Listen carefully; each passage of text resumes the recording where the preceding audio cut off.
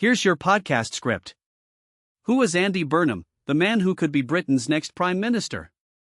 That's the question a lot of people in the United Kingdom are asking right now, after Burnham's decisive win in a special parliamentary election put him within striking distance of both the Labour Party leadership and number 10, Downing Street itself.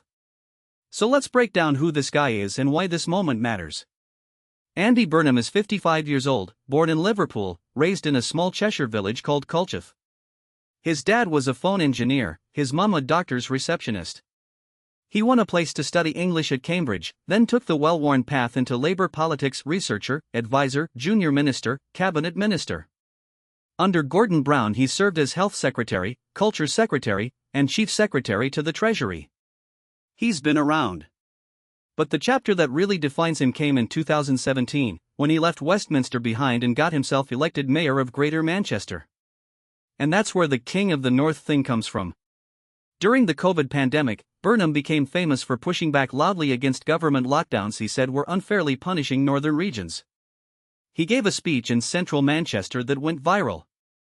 People loved it. He leaned into the idea that British politics is too London-centric, that regional inequality has held the country back, a point he's actually been making since his very first speech in Parliament back in 2001. In Manchester, he also picked a very public fight with private bus companies to bring public transit under city control. A professor of politics at the University of Manchester put it this way: Burnham turned what could have been a bland technocratic policy into a David versus Goliath story. That's the skill. He's a storyteller. He gives voters a clear sense of who he is, who he's for, and what he's trying to do. And that's the contrast everyone keeps pointing to. Keir Starmer, the current Labour Prime Minister, is deeply unpopular. His government has felt lackluster to many voters, and there's a sense even among Labour supporters that Starmer just doesn't seem to enjoy the job. Burnham, by contrast, is described by people who know him as optimistic, charismatic, and genuinely happy to be a politician. John McTernan, who advised Tony Blair and has known Burnham for decades, made a simple but pointed observation: leaders either inspire you or they slightly depress you. Now, it's not all roses. Burnham has run for Labour leader twice before and lost both times, once coming fourth in 2010, and once losing to Jeremy Corbyn in 2015. The most persistent criticism of him is that he's a political chameleon, someone who adapts to whoever is in charge. He served under Tony Blair, Gordon Brown, and Jeremy Corbyn, three very different Labour leaders, and critics say he shaped himself to fit each one. Even Starmer once joked that Burnham had so many boyhood teams at the Soccer World Cup that he couldn't lose. There are also some economic question marks.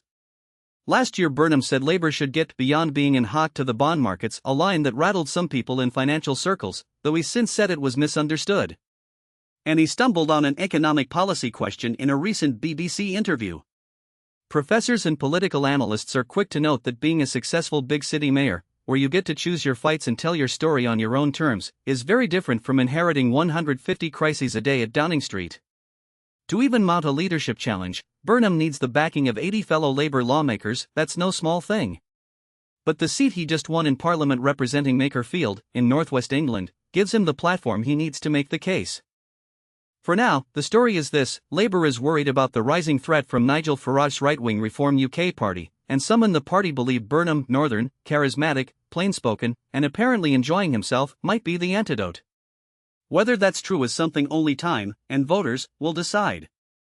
That's the story of Andy Burnham, and the political moment that's put him back at the centre of British politics.